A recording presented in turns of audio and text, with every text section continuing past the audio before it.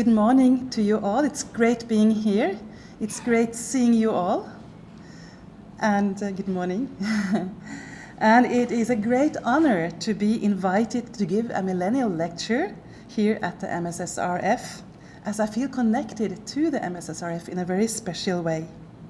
Yes, in 2002, I presented my doctoral dissertation, which was at a seminar in Chiang Mai in Thailand. And this doctoral dissertation resulted in this book, Governing Agrobiodiversity, Plant Genetics and Developing Countries. And at this seminar, Professor Swaminathan came in. He came into the seminar room. He sat down in the front row. He folded his arms, closed his eyes, and I thought he was sleeping, but he was not, because he was listening very intensively. And then after my presentation, he opened his bright eyes and asked some very, very interesting questions. And we had a great discussion. And after that presentation and the discussion, I went after him and asked him, what would you suggest that I should do or focus on after my doctoral dissertation? And he said, I suggest you focus on farmers' rights. And so I did. I followed up. I started a project already in 2005, when I was not still finished with my doctoral dissertation. And we did a lot of research throughout the years, surveys, in-depth case studies. We produced a book, Realizing Farmers' Rights to Crop Genetic Resources, Success Stories and Best Practices. And we started a website as a gateway to farmers' rights with lots of information, research, resources of any kind for decision makers, practitioners, researchers, media, a gateway to farmers' rights. We have, a few years back, we updated it and refreshed it with a new design, and you can see it at www.farmersrights.org. So it was really setting the stage for me, this meeting back then in 2002. And this leads me to today's topic, farmers' rights, of course, and farmer-managed seed systems. So I will talk about, first, what farmer-managed seed systems are, and relation to seed and food security, barriers to farmer-managed seed systems, how they relate to farmers' rights, and to understand farmers' rights and how, or what potentials they actually have. We need also to understand the roots of them, or the history of farmers' rights in the FAO.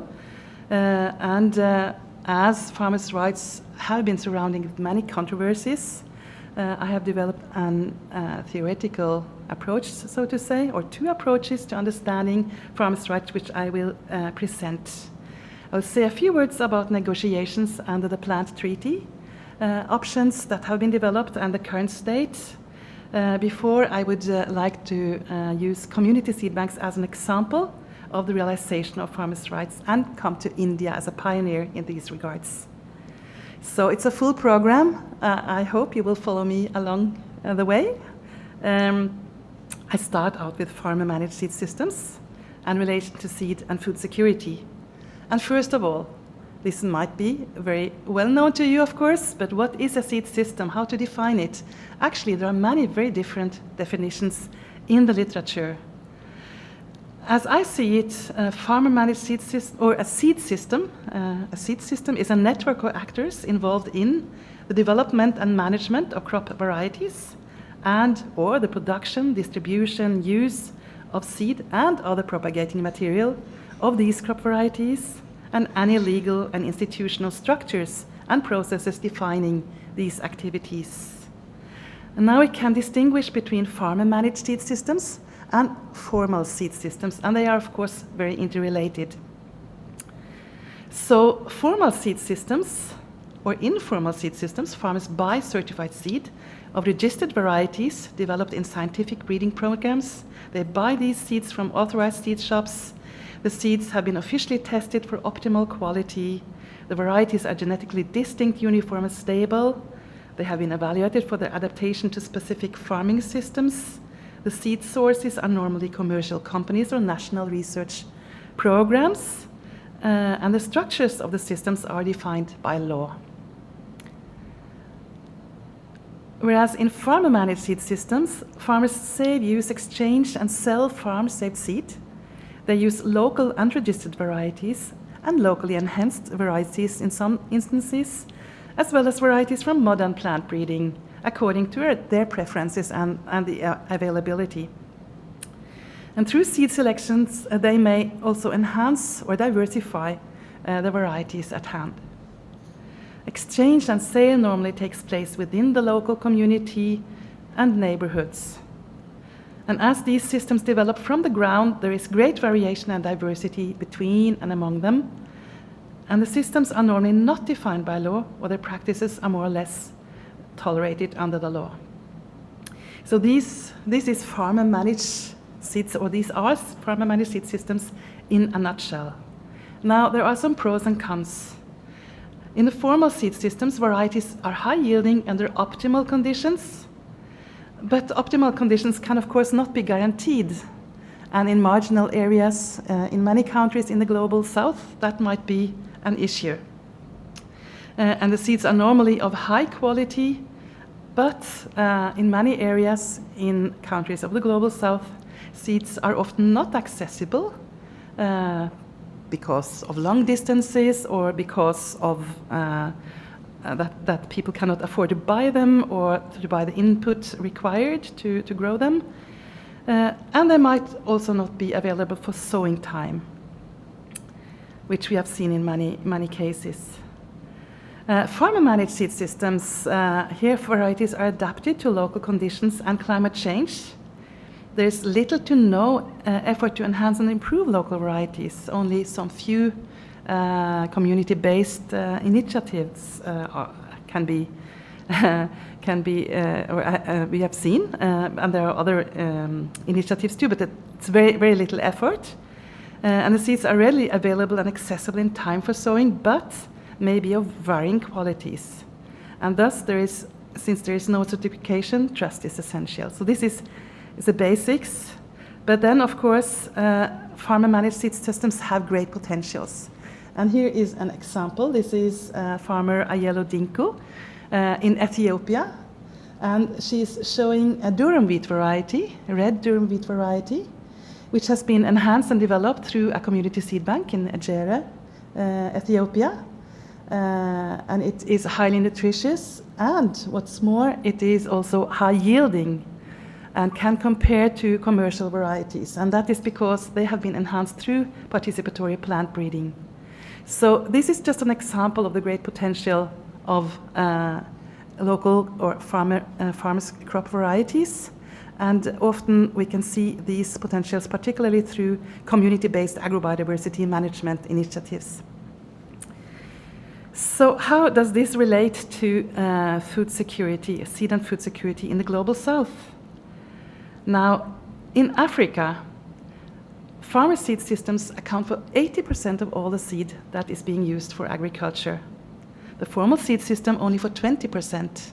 But nevertheless, we can see that almost all efforts in terms of policies and legislation, resources of any kind is put into the formal seed system. Whereas most farmers rely on seed from the informal or the farmer-managed seed systems. And so if you want to reach them, you have to reach them there, and that's not happening. In India, the numbers are a bit different, but still, farmer-managed seed systems account for around 40%, but these are, of course, all estimates because we don't know, we don't have statistics to really give the precise figures. So farmer-managed seed systems are really important, particularly among the rural poor. And this is the main source of seed for many smallholder farmers. Access to a diversity of crop genetic diversity is a particularly critical factor for seed security, as it helps farmers adapt their food production to the effects of climate change and to other needs, and to spread the risks of crop failure. And seed security is an important condition for food security among smallholder farmers, because without seed they cannot grow food, so it's quite as simple as that. Now, there are many barriers to farmer-managed seed systems. And to come back to Ayelu Dinko and her precious durum wheat variety, she would wish this variety to be distributed to many, many more farmers in Ethiopia than those in Ejere, but it's not possible because it's not allowed to sell these seeds. They are not registered and they don't know how to register them. They don't have the capacity to register them. And so this community seed bank is only sharing these seeds among their members, and their members can sell them informally in the seed market, of course. But they're not even allowed then to earn an income from these seeds. So this is one of the barriers to unfolding farmer-managed seed systems and their potentials. So there is a lack of legal space to maintain, develop, and distribute crop genetic diversity in these systems, a lack of an enabling policy environment, policies and institutions tasked with promoting farmer-managed seed systems.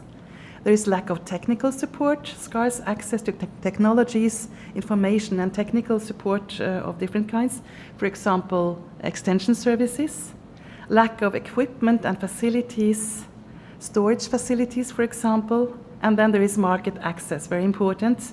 There is a lack of adequate marketing opportunities for farmer varieties, and which is really based in a disconnect between farmers and the market due to what we would say is the structural power of the formal seed system, because the formal seed system is defining kind of the rules for the whole seed sector.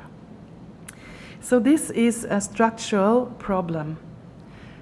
So my key message with regard to barriers is that farmer-managed seed systems are largely neglected in policies and legislation, and thus their potential contribution to food and nutrition security and the management of crop genetic diversity are underdeveloped. And we could look at this as a pendulum. So more than 100 years ago, the traditional seed system was dominant. Now the pendulum has swung in the opposite direction. Now almost all focus of policies, legislation, resources, allocation, everything more or less is on formal seed systems. And what we need is a balance to allow both systems to contribute their full potentials to achieving food security. And how to get there? Now, I'm very fond of the work of Alma Kinders, Connie Alma Kinders in the Netherlands, and her group. She found that seed security among smallholder farmers in the Global South is best improved through strengthening farmer-managed seed systems rather than seeking to replace these systems with seed supply from the formal sector. But at the same time, it's very important to draw on competencies and capacity from the formal seed system, for example, to enhancing or improving local varieties and producing quality seed. So this bridge is very important. But the development of farmer-managed seed systems need to be demand-driven and demand-responsive to achieve seed security. And for a seed supply system to be demand-responsive, the existence of multiple types of crop varieties, seed sources, and seed delivery pathways is essential.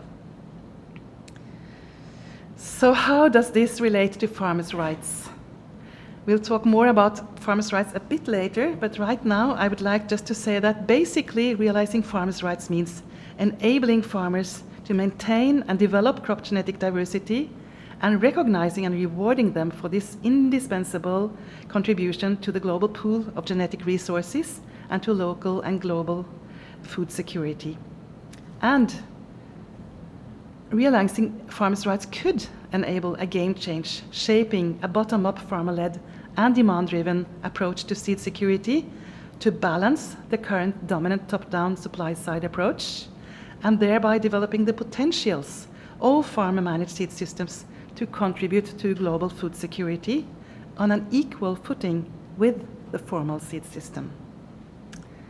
This is possible, but it depends on whether and how farmers' rights will be realized. And since farmers' rights are surrounded with so much controversies, we need to go back in the history to see how this all came about, to understand them. So I would like to say a few words about the roots of farmers' rights in the FAO.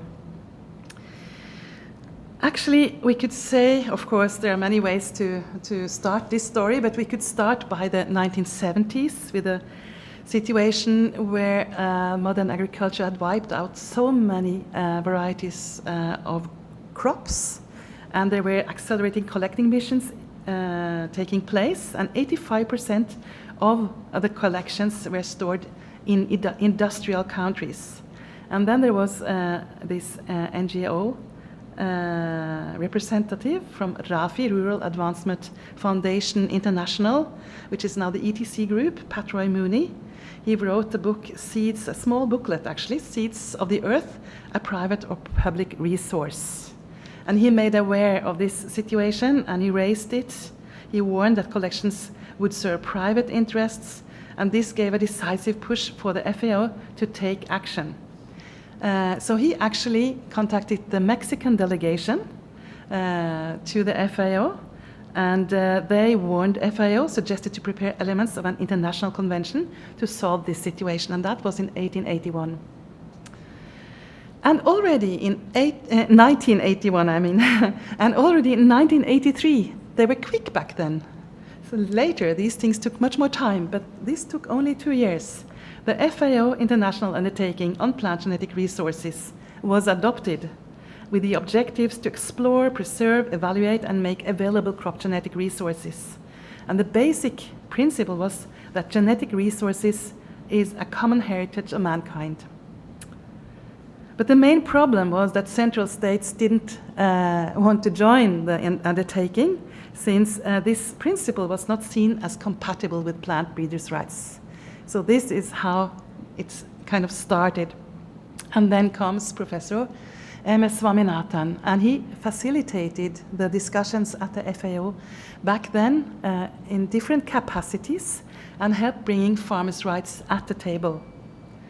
It came up in this context in the 1980s, I would say in 1986 actually. I've gone back to all the different minutes from the different meetings in the 1980s, and first mention of farmers' rights was in 1986, and it was then taken up as a counter-move to increase demand for plant breeders' rights and to draw the attention to the unremunerated innovations of farmers that were seen as the foundation of all modern plant breeding. And in 1987, the principles, or some principles, were suggested in a working group under the FAO that formed a foundation for all further negotiations on farmers' rights. There should be a recognition of farmers' contribution. There was a need to reward farmers for their contribution.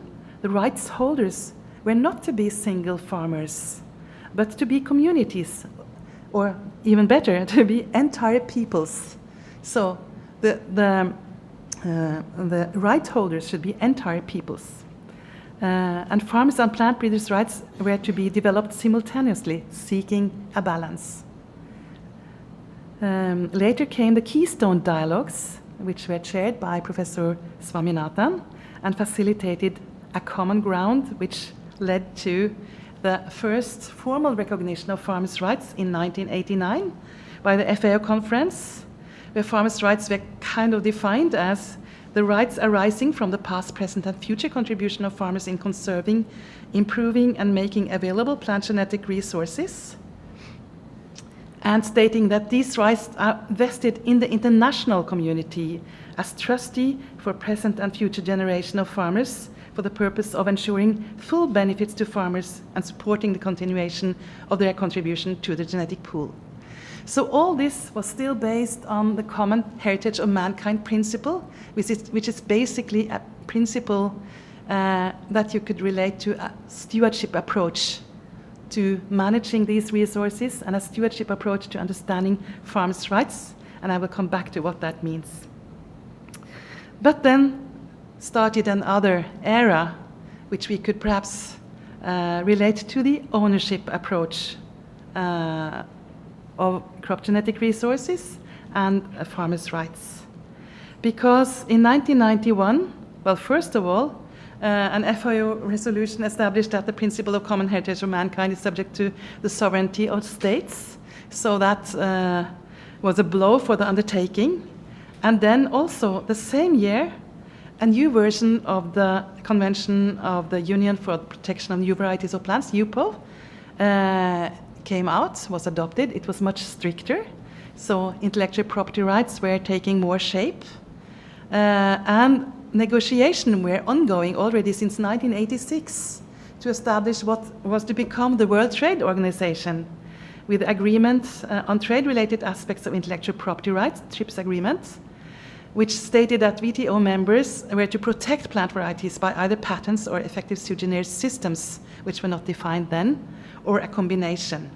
So there was this ownership approach being developed through intellectual property rights regimes, which then actually influenced the negotiations which led to the Convention on Biological Diversity. Because the negotiations of the Convention on Biological Diversity was initially meant to safeguard conservation and sustainable use. There was no talk about benefit sharing and regulating access and things like that. It came after different stakeholders had seen the development of intellectual property regimes. So it can be seen as a kind of forum shopping.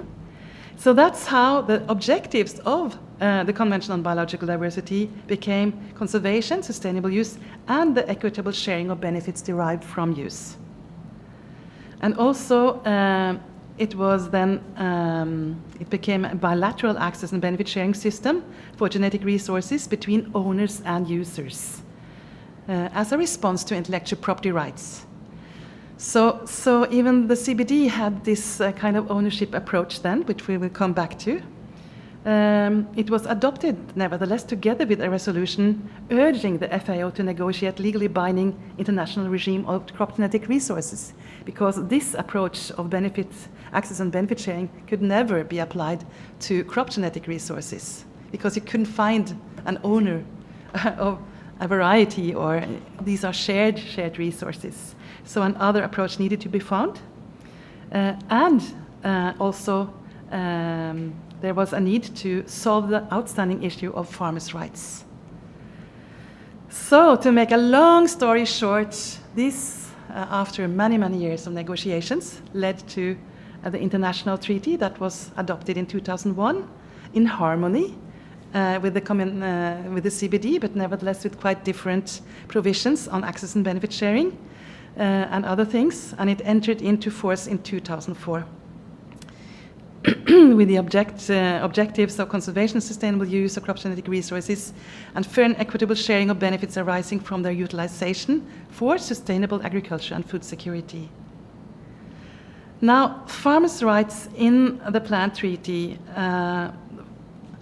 the contracting parties recognized the enormous contribution of farmers to continue to make the conservation and development of plant genetic resources, and that they continue to make to the conservation and development of plant genetic resources, and which constitute the basis for food and agriculture production throughout the world. And they also affirmed that this is the basis of farmers' rights.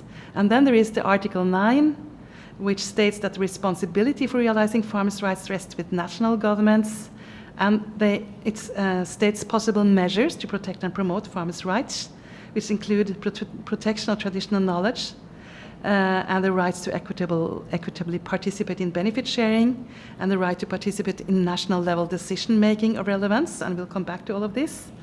And then it addresses any rights that farmers have to save, use, exchange, and sell farm-state seed without really giving any particular direction.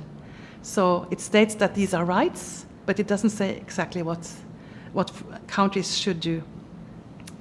There are also supportive provisions like the preamble, addressing the importance of farmers' rights and the importance also of promoting them at national and international levels.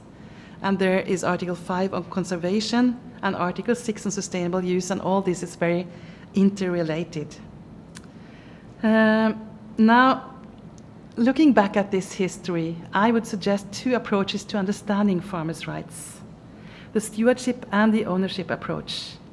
And looking at the different elements of farmers' rights, we could say that when it comes to the protection of traditional knowledge, there could be two ways to see this. One is to protect knowledge against extinction, and thus to encourage its further use. This is protection by sharing of knowledge. But the other way is to see it as protection against misappropriation, to enable holders to decide over the use of genetic resources. It's quite the opposite of sharing, or it means at least that certain conditions needs to be in place for sharing. When it comes to equitable sharing of benefits from the use of plants or plant genetic resources, under the stewardship approach, these are to be shared between custodians at large, entire peoples, and the society at large. And this can happen through the multilateral system of the plant treaty, through official development cooperation, government support, or through other measures. But under the ownership approach, the idea is that these benefits should be shared between purported owners and buyers upon prior informed consent on mutually agreed terms. And of course, this is difficult for many reasons. It's difficult to find the owners. There might be many owners.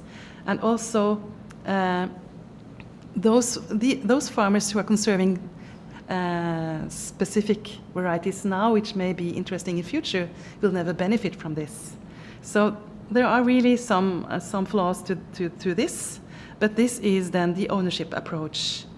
When it comes to participation in decision making, well, it depends a little bit how you see it, but it's important under the stewardship approach to ensure legal space and rewards for farmers, whereas under the ownership approach, it's important to ensure adequate legislation on access and intellectual property rights.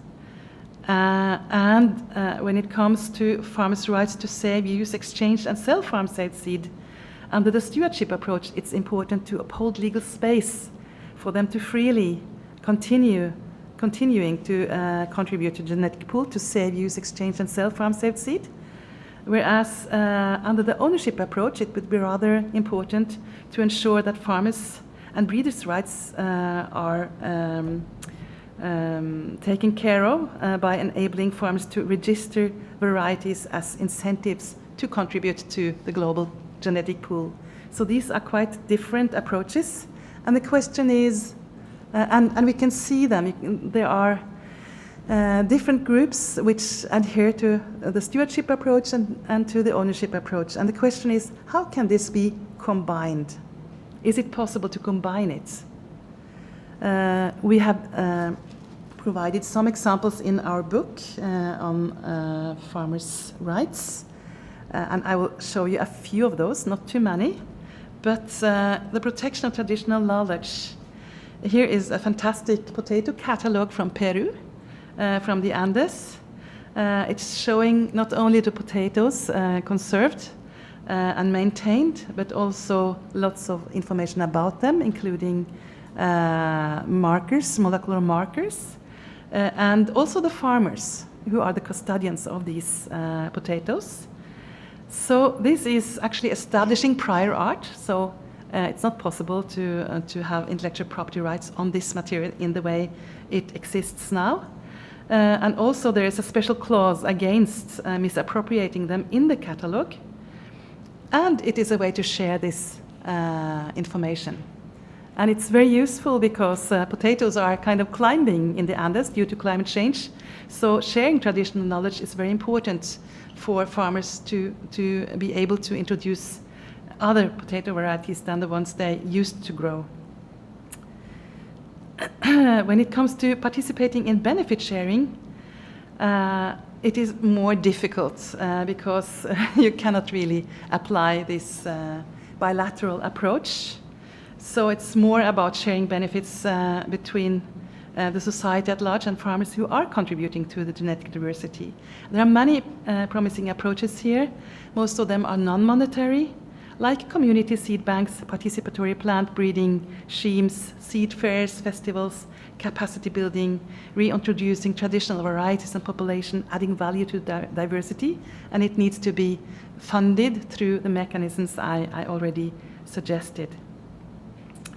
And let's just jump then to farmers' rights to save, use, exchange, and sell farm-saved seed. We have a wonderful example from India, which is the Indian Protection of Plant Varieties and Farmers' Rights Act, which ensures legal space for farmers with regard to intellectual property rights and seed laws. So farmers are allowed under the Act to save, use, exchange, and sell farm-saved seed, even of protected varieties under this Act, as long as it's not branded, of course. So this is enabling it might be enabling the formal and farmers' seed systems to make their contribution to the global genetic pool and food security. I'm mixing up a little bit now, sorry. Yeah, so if you combine these approaches, it is possible to do that, and this is the example. However, of course, there are other state provisions in states, which we have been discussing last week, which may make the implementation of this act perhaps a bit difficult in certain states, but we have not gone into details on that. So when it comes to farmers' rights, a core challenge is that the treaty does not define farmers' rights or oblige countries to specific measures of implementation.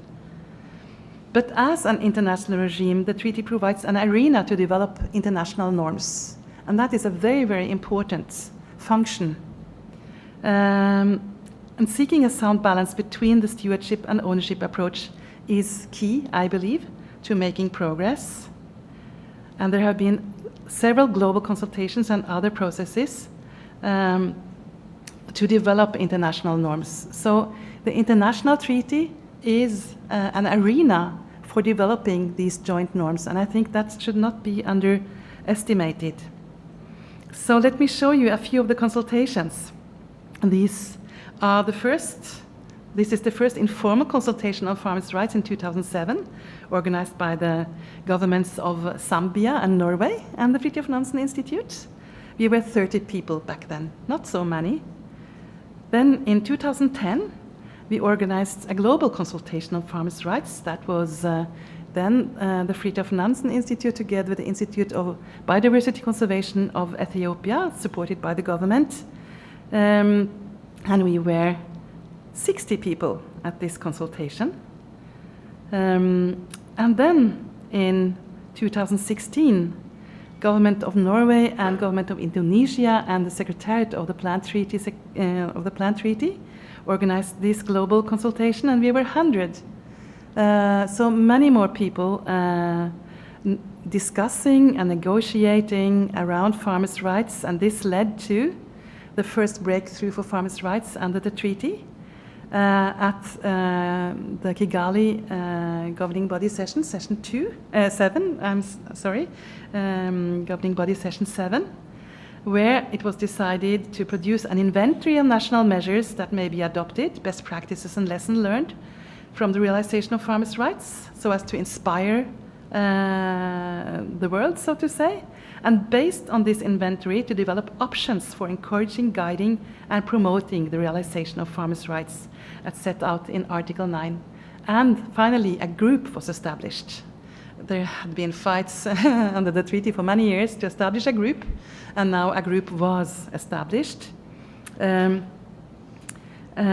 this group developed the inventory, which you can find at the website of the Plant Treaty, and options for encouraging, guiding, and promoting the realization of farmers' rights. And this was quite a comprehensive work. It was published by the treaty, I think, last year, and it covers 11 categories of measures or options and 32 options with explanations and with examples from the inventory. So it's quite a useful source to understand what farmers' rights can be, how they can be implemented. The first category is about measures for recognition of farmers through prizes and awards, mentioning their names and further details in official records, agricultural heritage system sites, and for the conservation and sustainable use, for example. Category 2 is about financial contributions. Category 3 is approaches to encourage income-generating activities. For instance, to develop value chains, markets for products. Category 4 is about catalogs, registries, and other forms of documentation of crop genetic diversity. To continue, in situ, on-farm conservation and management of PGRFA is Category 5, community biodiversity management initiatives, strengthen the role and identity of custodians, guardian farmers, studies on the participation of farmers and communities.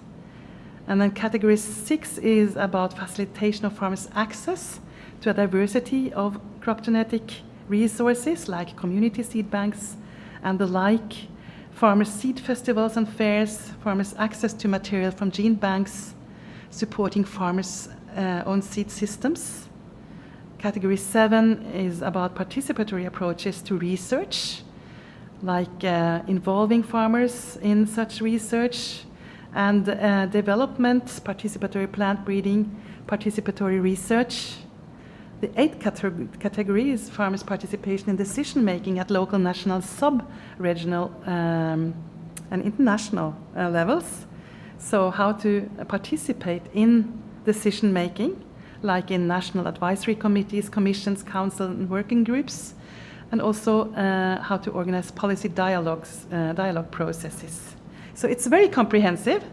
The 9th category is training capacity development and policy awareness creation, different measures for that. And then comes the most difficult one, which caused so much discussion in the ad hoc technical expert group on farmers' rights, which developed all these options, the legal measures for the implementation of farmers' rights, such as legislative measures.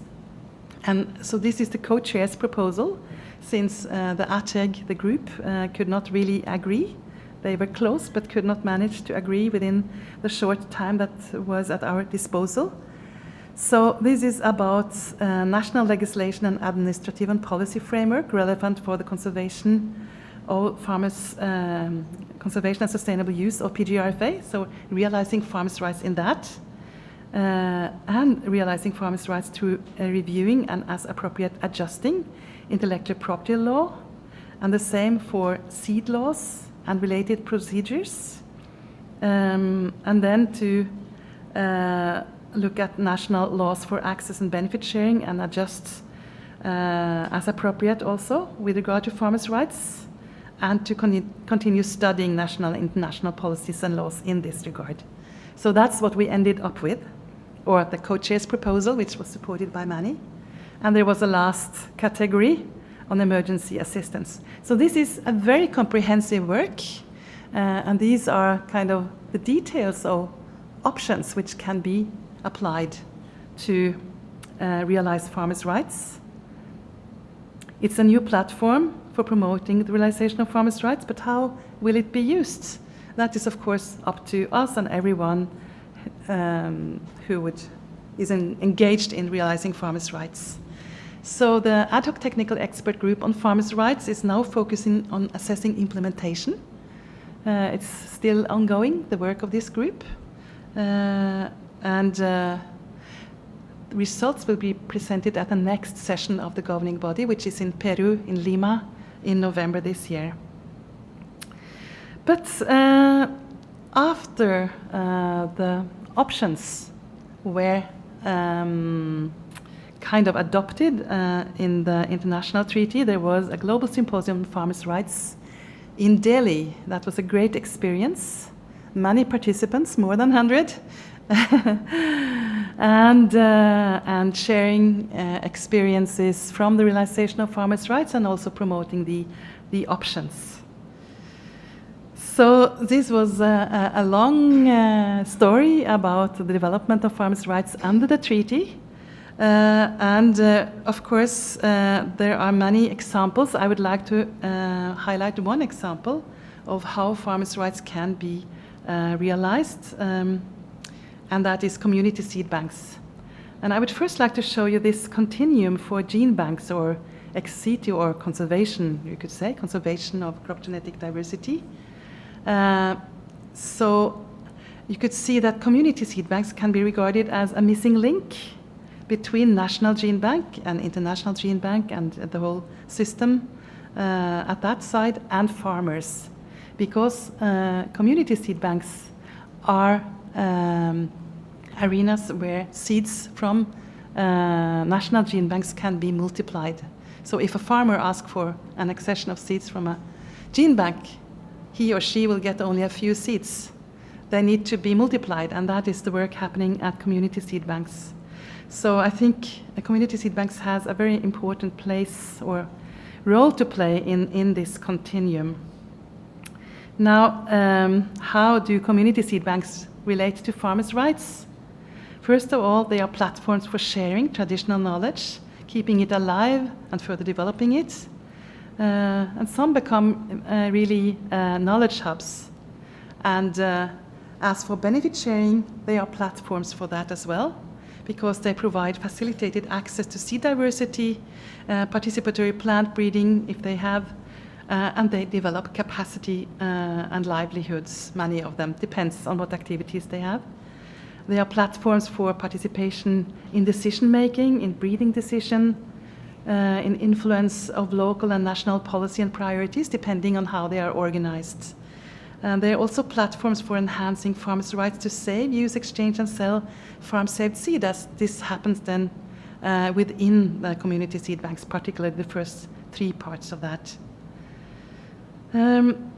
Now, we have had a project prior to DiversiFarm India called simply DiversiFarm, with the partners from South Africa, Ethiopia, Nepal, Germany, and Norway.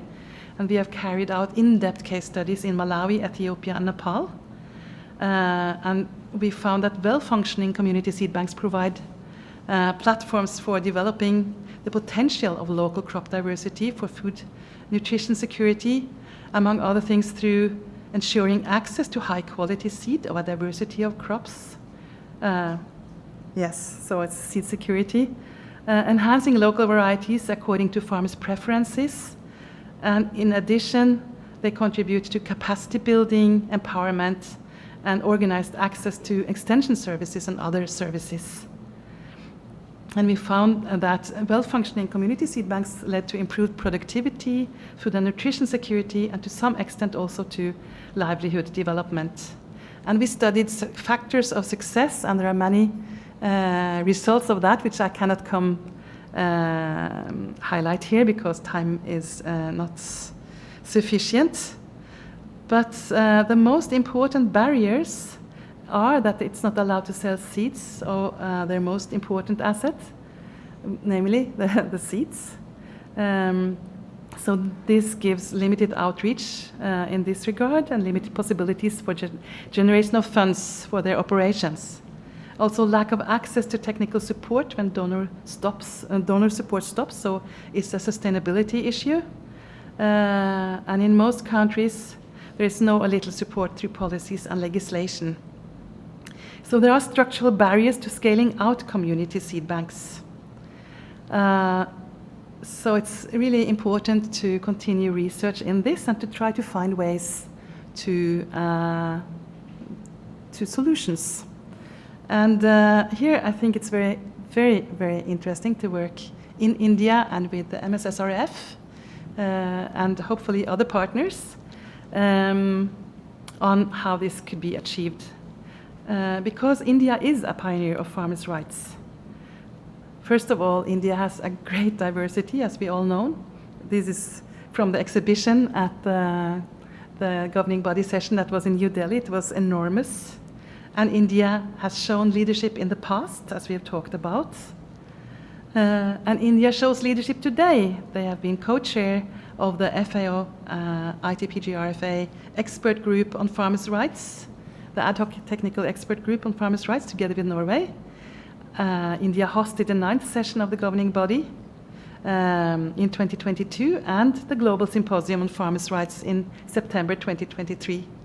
So there is much political will, and I would say that India is world leading in legislation on farmers' rights, even if there is much discussion around the Protection of Plant Varieties and Farmers' Rights Act.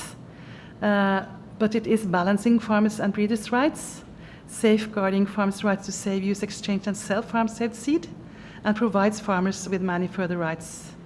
But as I highlighted, there are developments in other sets of legislation at state level, it seems, limiting these rights. So a question is, how can India continue its pioneering role globally and in international forums, as well as through showcasing farmers' rights in India?